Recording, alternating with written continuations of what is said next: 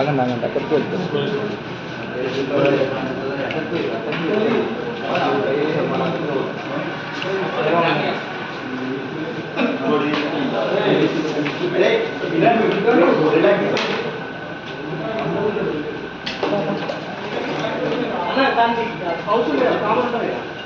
Table మీద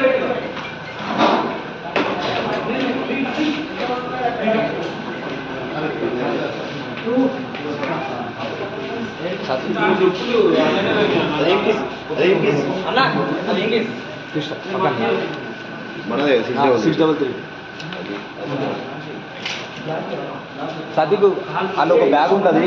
bag ఏం చేస్తావు అంటే బ్యాగ్ తీసుకోండి, బ్యాగ్ తీసుకోండి.